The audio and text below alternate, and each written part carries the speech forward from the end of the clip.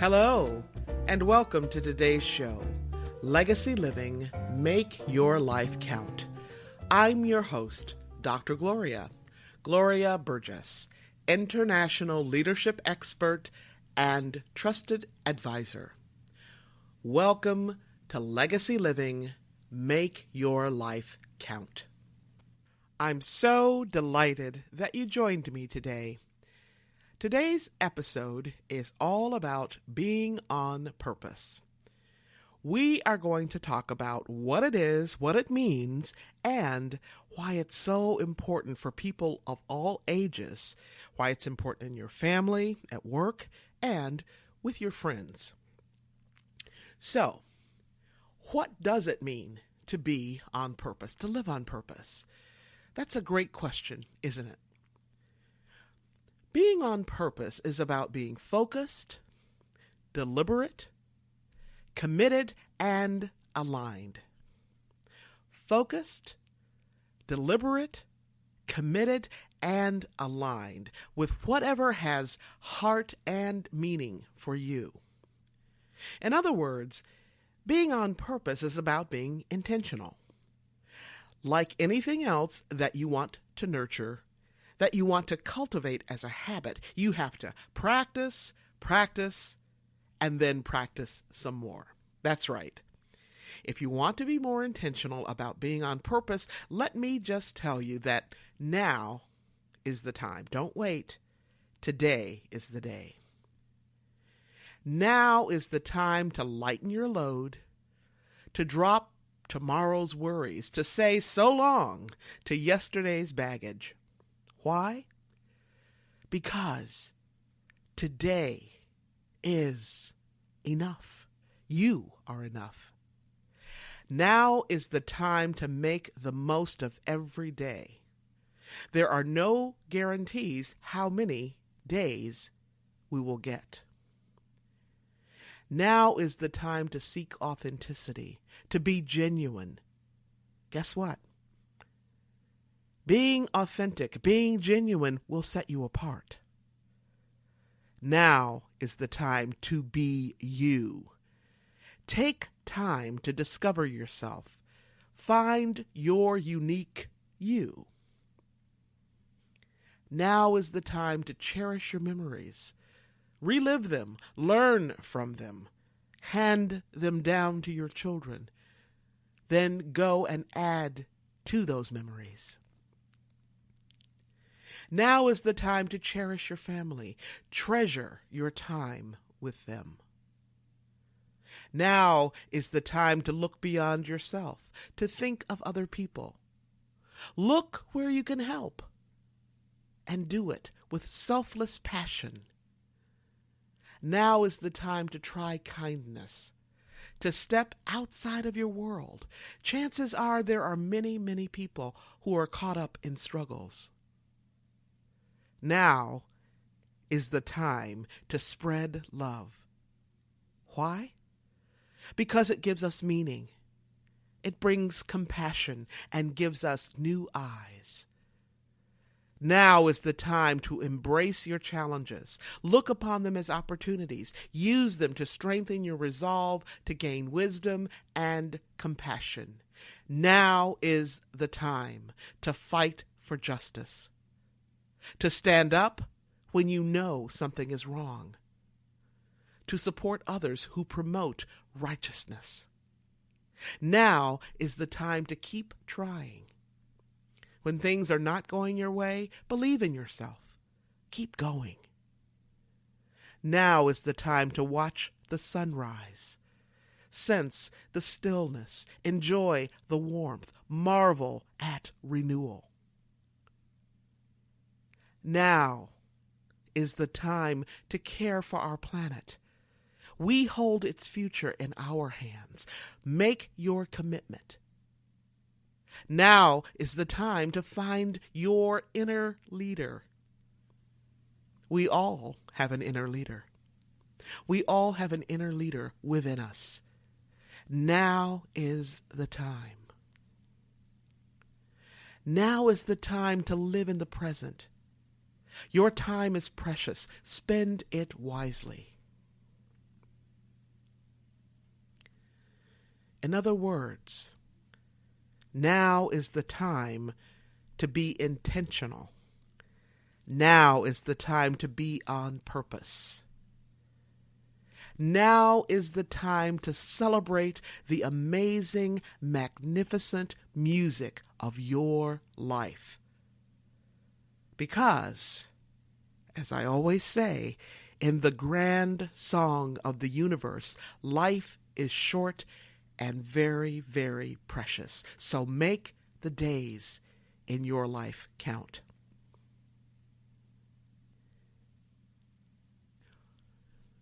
One of the ways that I keep myself on purpose is to take time to reflect.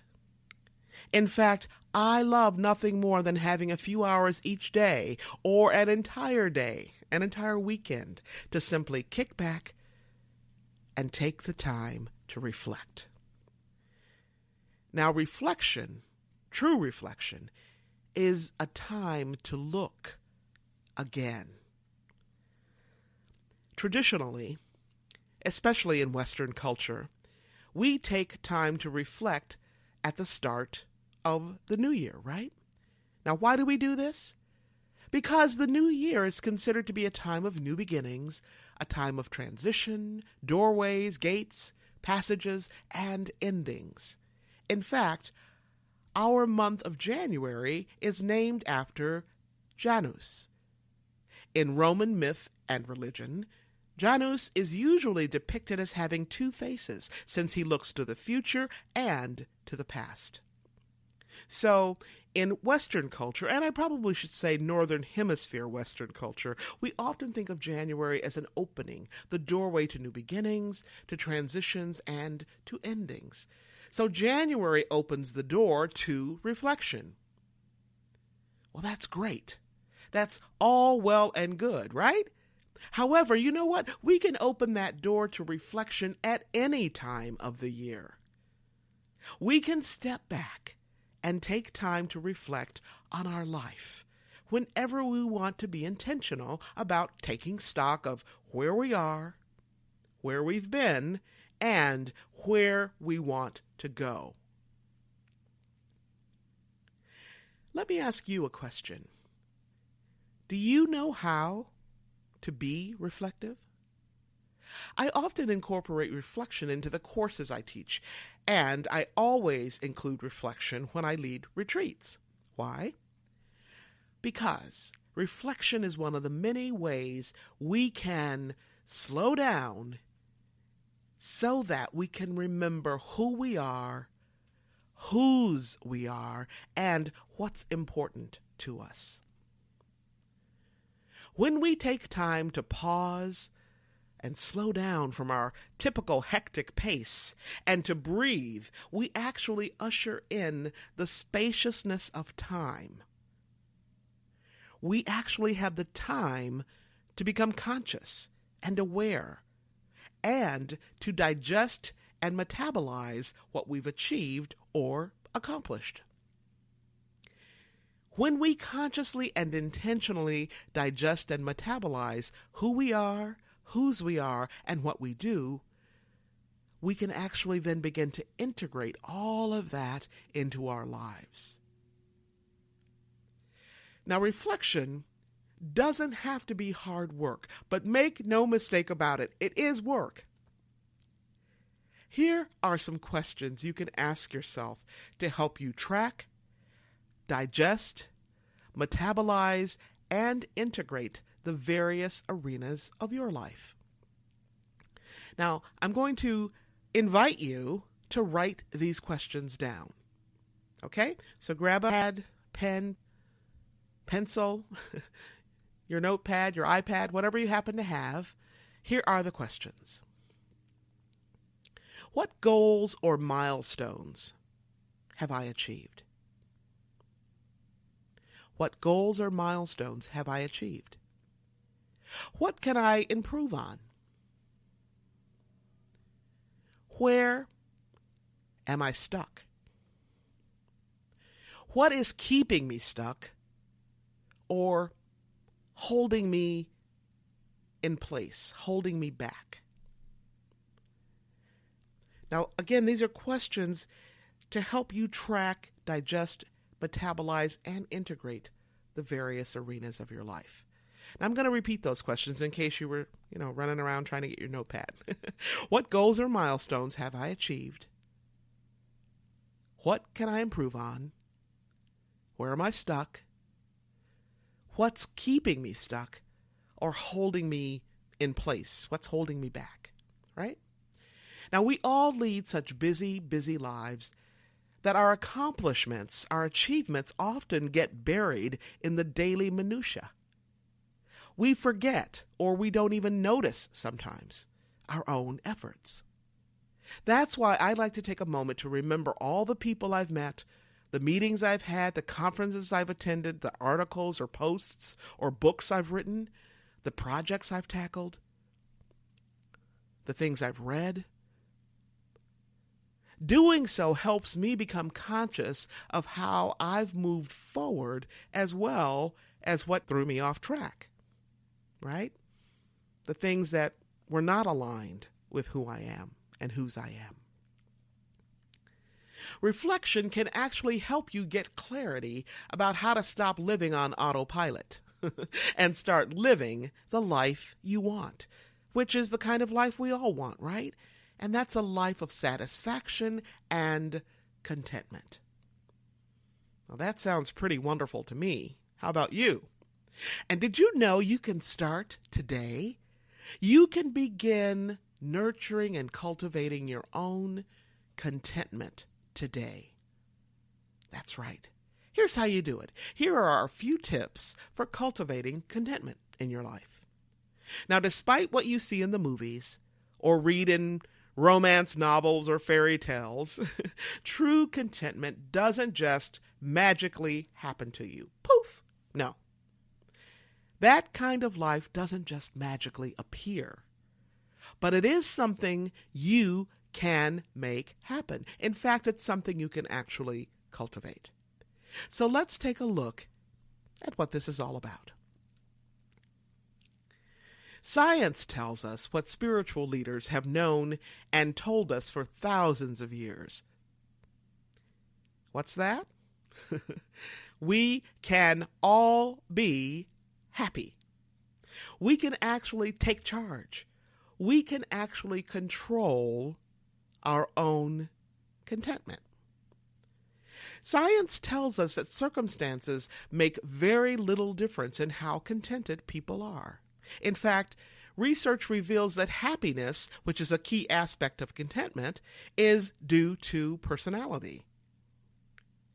More importantly, we can change our thoughts and behaviors, which means we can actually learn how to shift our pattern. So yes, you can learn how to be happy, or at least happier, right?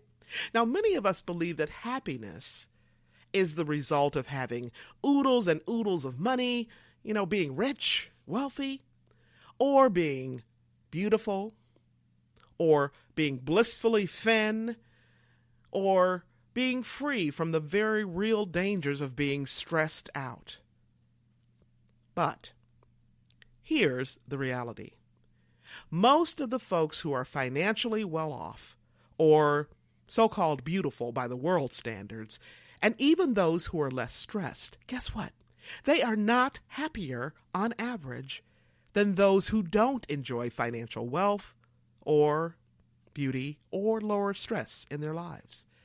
People who are happy seem to know that their happiness is the result, that their happiness is the sum total of their choices in life. Okay? So it's a sum total of the choices that we make. Those who are happy, those who routinely experience contentment in their lives, have built their lives and their lifestyle on a similar foundation. And guess what? You can too. Let's take a look at what I call the 5 intentional pillars of contentment. The 5 intentional pillars of contentment. The first pillar is all about devoting time and energy to your relationships. The second is appreciating who you are and what you have. The third pillar is about cultivating an optimistic attitude. The fourth, having a steadfast sense of purpose. And the fifth pillar is living in the present moment. So let's take a closer look at each one of these pillars. Now, the first one is devoting yourself to your relationships, devoting time and energy. One of the best gifts we can give to someone else is the gift of attention. For many people, that's what love is, attention. We can give our attention to those we love in many, many ways. These days, listening, simply listening, can be a huge gift. In a lovely little book called A Father's Book of Listening, Dr. Mark Brady teaches us how to be a great listener. In this book, Brady focuses on a father and son relationship, but one of the reasons I love this gem of a book is that you can apply his lessons to any kind of relationship. His pearls of experience and wisdom apply to our friendships, our relationships with our teammates at work, our relationships with our spouses, even with people we don't know yet, but would like to know better. He says, when we listen to people, often what we listen for are the things we understand or the things we agree with. We actually find great comfort in discovering the ways that they are like us. Now, when our kids or other people say things or act differently than us, it, can make us uncomfortable.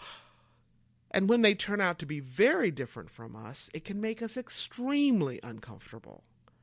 We don't necessarily like to see or hear about differences. Brady goes on to say, a listening father deliberately seeks out and pays attention to the ways our kids are different from us. And that's the same thing we do in our other relationships, right? We begin to appreciate the ways they've been shaped, molded, and often distorted by culture, schooling, family of origin, genetic makeup, and any number of unknown factors. Like snowflakes, no two people, no two children out of the billions and billions are ever exactly alike. Now, after we've learned to listen to differences and to develop an appreciation for them in our kids, our friends, our spouses, our coworkers, we can actually cherish and celebrate their special uniqueness. This perspective allows us to deeply appreciate the power and beauty in complexity and in diversity. Now, here's another thing about contentment. And this might sound simple, but sometimes it's pretty hard to do. So what am I talking about? I'm talking about surrounding yourself with positive people. That's right. Surround yourself with folks who are satisfied and content. Did you know that being in the presence of a positive, contented person actually lifts your own energy, your own vibration, so to speak, which alters or changes your mood? It changes your energy. And by being positive yourself, you can actually charge up, so to speak. You can charge up the folks around you. You can change the atmosphere. And in this sense, you are actually giving something back. You're giving something back. And that's a positive change to the people around you. Now, that makes a wonderful gift that you can offer to your family, your friends, your coworkers, your neighbors. How cool is that? Your family and friends and other loved ones help you celebrate the music of your life, your joys, your triumphs, your challenges, and your successes. Your family and friends and other loved ones also lend you their support when times are hard. Maybe you just received a difficult diagnosis from your doctor. Or maybe you just learned that your job will be cut or you'll be furloughed. Or perhaps one of your children is going through very difficult times in a significant relationship. Whatever the challenge is, your family and friends can be a lifeline. And although it's easy to take your lifeline for granted, your support network, your relationships with your family and friends need nurturing just like any other living, breathing person or thing in our lives. You can nurture and cultivate relationships and build up your emotional bank account, so to speak, through kindness. Kindness in your words and in your actions. So be gentle and gracious with the words you use in conversations, in your emails, in your text messages. And if you must correct or offer a critique, take good care with the words you choose and to be gracious in how you offer your critique. Now, most of us probably remember this saying from childhood: "Sticks and stones may break my bones, but words can never hurt me." Can I just tell you something? That is a lie. In reality, sticks and stones sometimes hurt far less than the words we use. Words can hurt so badly that even though someone hurled harmful, unhealthy words at you when you were very young, 6, 7, 10, 15 years old, now, as an adult, when you recall those hurtful words, the pain of memory that goes along with those words, the hurt, the shame, the humiliation, the emotion, and the physical pain of those words come flooding back, don't they? Dr. Maya Angelou reminds us that although we will forget what people say, we will never forget how they make us feel. That's so true. So true. Okay, so let's talk about pillar number 2. And pillar number 2 is appreciating who you are and what you have. This is all about letting the folks in your life know, letting them know how much you appreciate them. Not just what they do for you. That's not what this is about.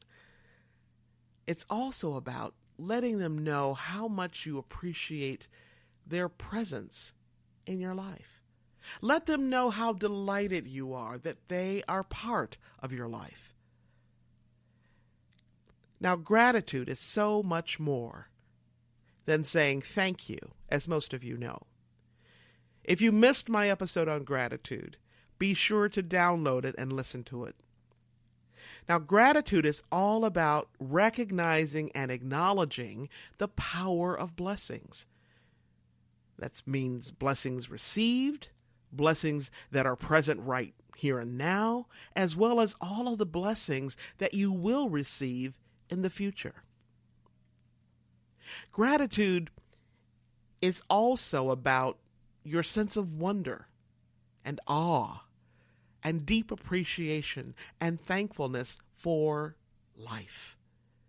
It's so easy to go through life without recognizing and acknowledging our blessings.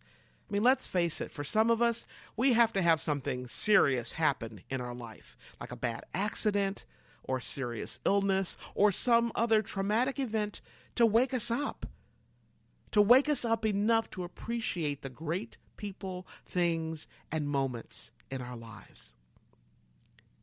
Let me tell you something. Do not wait for something tragic to happen to you. Wake up. Make gratitude a practice in your life. Make it a habit. Just like brushing your teeth, eating your meals, exercising, meditating. And I'm going to say, begin today. Make your commitment. Each day, notice at least one thing or person or moment that has blessed your life. Now, if you find yourself being ungrateful or thinking about something negative, or just, thinking about something in a negative way, or if you find yourself wanting something that your friend has or your neighbor has, something that you don't have, instead of wanting and craving and desiring and yearning for what someone else has that you don't, do this. Be grateful for who you are, for your unique strengths and gifts and flaws, all of it. Be grateful for the friends and family you have. Be grateful for the apartment you live in, the house you live in, the street you live on. Be grateful for the family members who support you, the perfect strangers who support you. Be grateful for who you are and what you already have. And I'm not just talking about physical possessions. I'm talking about those qualities, those character qualities that are also a part of who you are. Sometimes we find ourselves thinking bad or negative thoughts about someone else. Sometimes even ourselves, right? Now, if that's you, instead of allowing that negative voice to rule, to take over in your head, I want you to substitute a grateful voice, a grateful thought for your negative one. For example, if your sister forgot your birthday, instead of throwing yourself a pity party and moping around and saying to yourself, "My sister forgot to call me on my birthday," hey, substitute this thought instead. You know what? My sister has always been there for me, through thick and thin, through good times and bad times, ups and downs. My sister has always been there for me. Well, maybe not all the time, but a lot of the time. Thank you. Thank you. Thank you, sister. Before you go to bed, before you go to sleep each night, let gratitude be your last thought. And when you wake up each morning, let gratitude be your very first thought. Give it a go. You will be surprised and happy about how gratitude can actually change your life. So, when you cultivate and practice gratitude, you actually add to your contentment.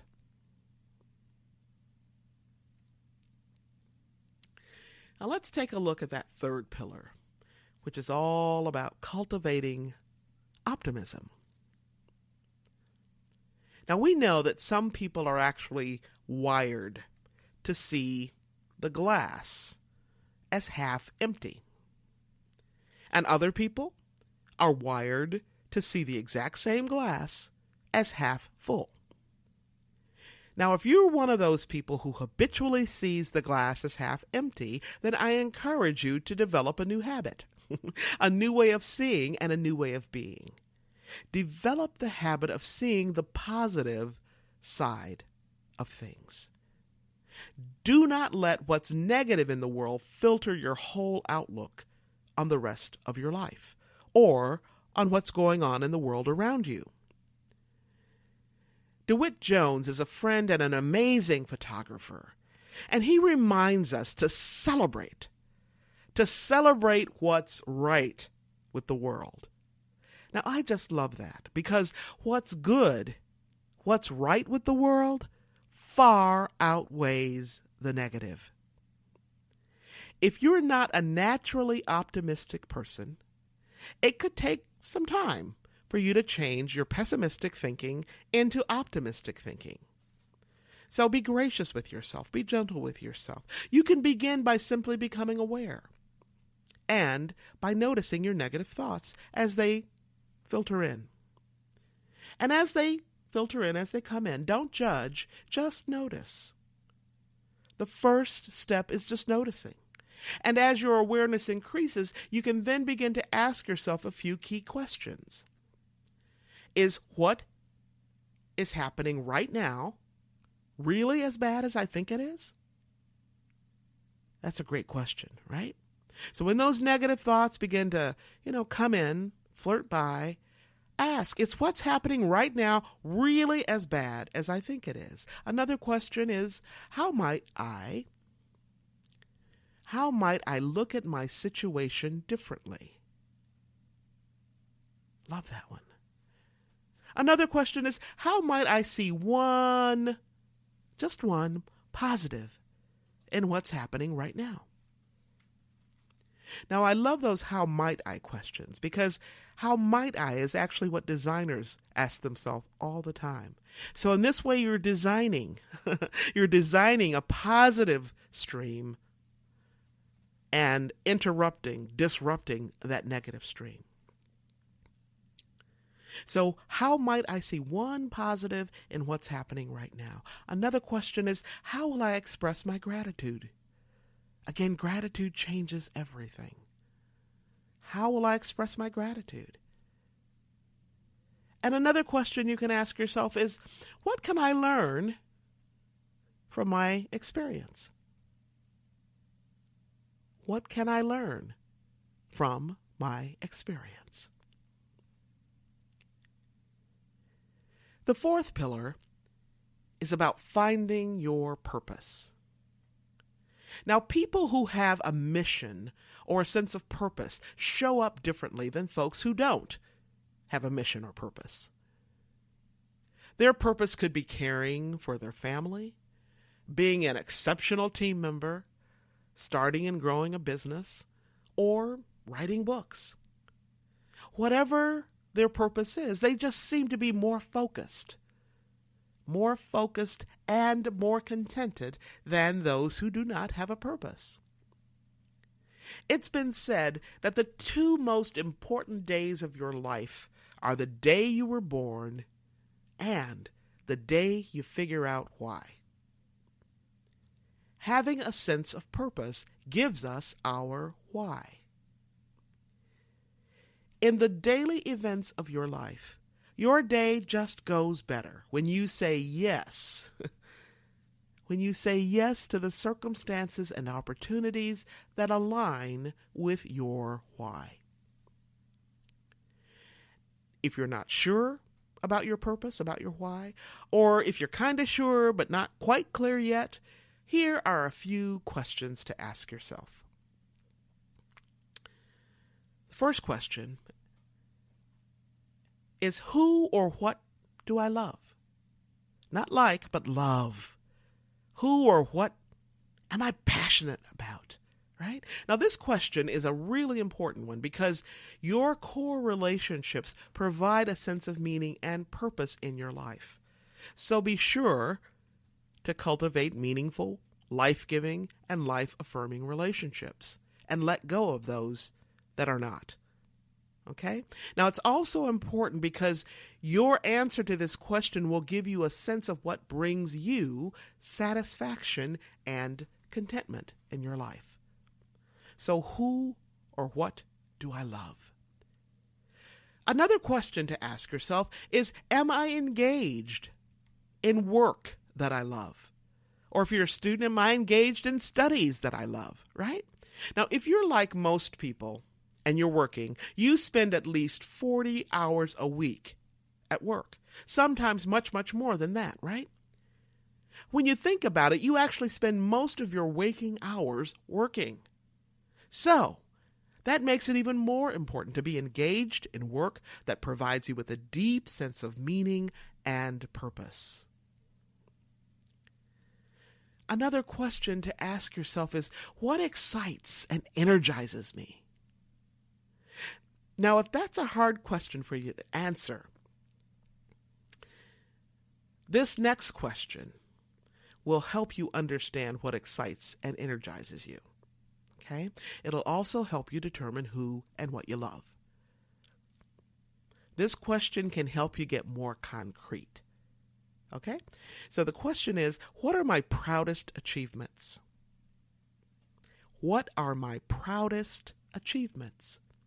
Now, if you can make a list of your proudest moments, your proudest achievements, those special people, moments, circumstances, events, this list will actually point you in the direction of who and what you love, and who and what excites and energizes you.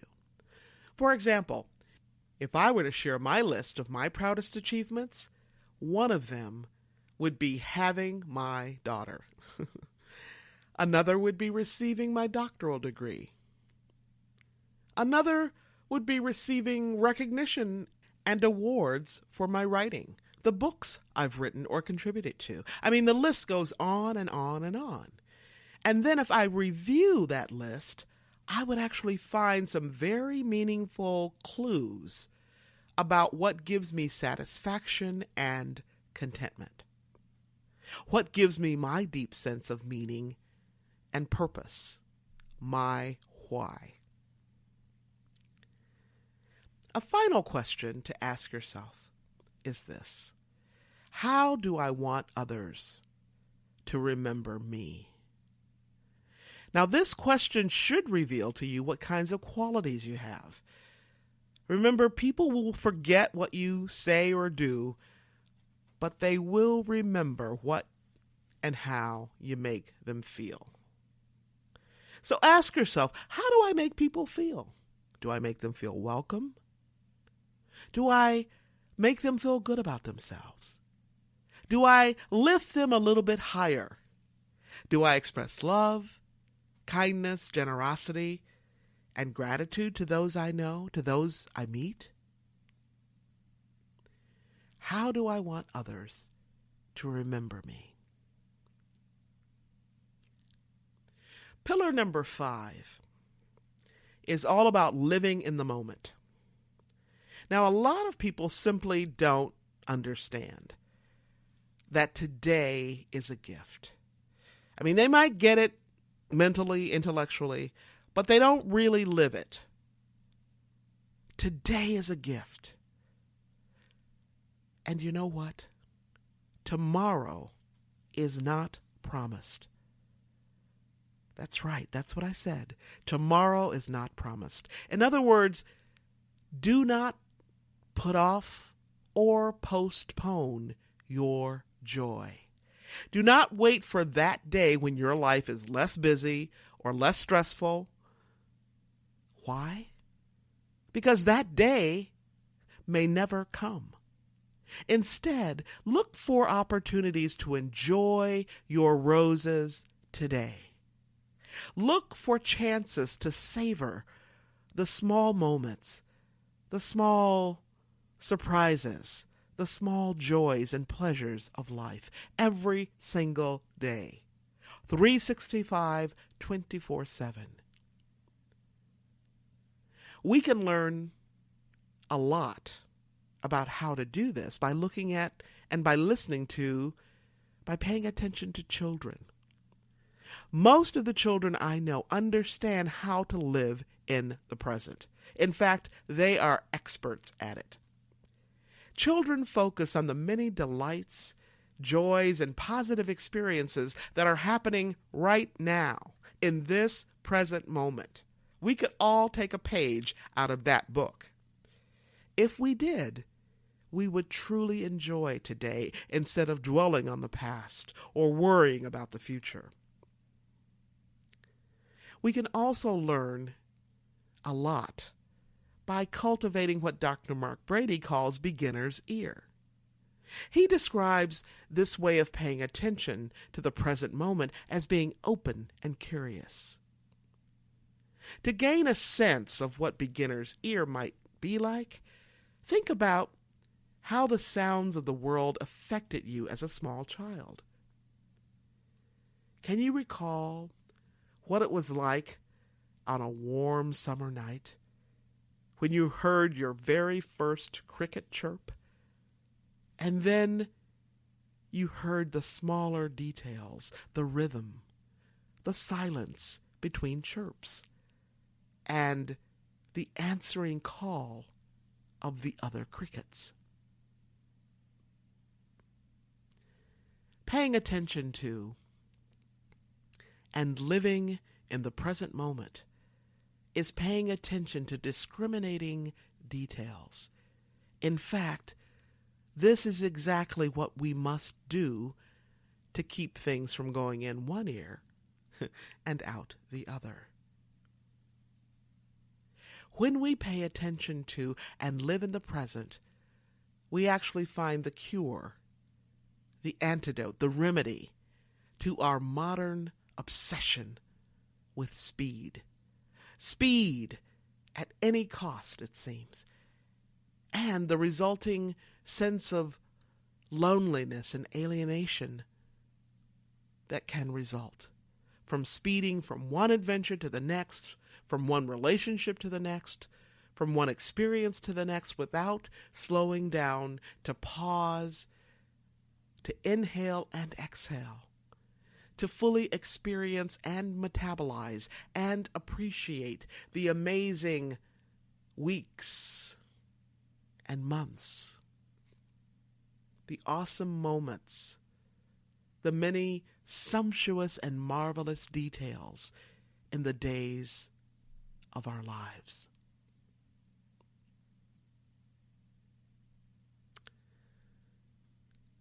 Wow. We've covered a lot of ground today. So I just want to pause for a moment to breathe in, to breathe out, to reflect on, and summarize these key notes about contentment, about being on purpose and living on purpose. Remember, the folks who routinely experience contentment in their lives have built their lives and their lifestyles on the 5 pillars, the intentional pillars of commitment. They devote time and energy to their family and friends. They appreciate who and what they have. They have an optimistic outlook on life. They have a steadfast, solid sense of purpose, and they live in the present moment. So that's how you do it. That's how you live on purpose. That's how you make your life count so that you can be the change you seek. Now remember, how you live is how you lead. It's how you do everything. You have the power to make your world, to make our world a better place. As you delve into your day, I sure hope that it is filled with love and joy and gratitude and grace. All right. I want you to be sure to listen to this episode again and again. And hey, be sure to tell somebody. Tell your family and friends. You can find me right here on iTunes, SoundCloud, Alexa, Spreaker.com, Talk Network Radio, and so many other places. Now, if you happen to miss any part of this week's show, or if you missed last week's episode, you can simply download the recording and listen to it at your convenience. You can even listen to it on the go. Check us out at www.talknetworkradio.com/legacyliving.html. That's a mouthful, right? Here it is again, www.talknetworkradio.com/legacyliving.html. You can learn more about my work and Legacy Living Make Your Life Count by visiting the Gloria Burgess website. And you can subscribe to my inspiring words right on my website. Just scroll down a bit, look on the right sidebar until you see the place to add your email to subscribe to my weekly inspirations. It's that simple. So again, to learn more about me and my work, just browse a bit on my website or visit me on LinkedIn or on Facebook. And you can find me on Facebook right here at facebook.com/DR for Dr. DR Gloria Burgess, PhD. Now, before I close today, I want to thank each of you for tuning in to today's episode, for allowing me to share a bit about my journey with what legacy living is all about. Not just living and learning, but living and learning and serving so that you make a difference in your own life and in the lives of others. It's about being on purpose every single day, 365, 24/7. Legacy living is a powerful way to make your life count. Once again, I want to thank you for joining me for today's show. I'm your host, Dr. Gloria Burgess, and this is Legacy Living Make Your Life Count. Please join me again next time, right here on Talk Network Radio, for another show of Legacy Living Make Your Life Count. Don't just count the days in your life. Make the days in your life count. That's what legacy living is all about. Have a fantastic day, and remember, make the days in your life count. God bless you.